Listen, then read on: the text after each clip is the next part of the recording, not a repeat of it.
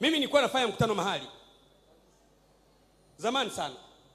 Sasa tumemaliza crusade, ilikuwa sio Nairobi.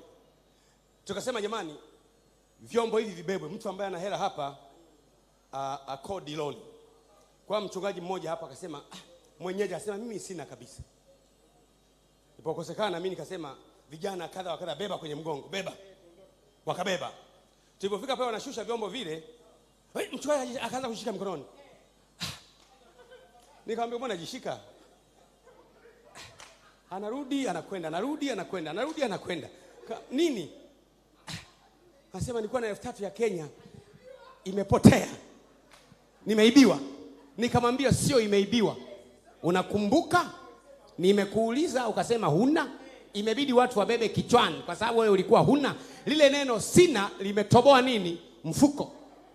Kwa sababu sina maana yake sina. Sina. Usiseme maneno ya wewe ni mwana wa Mungu.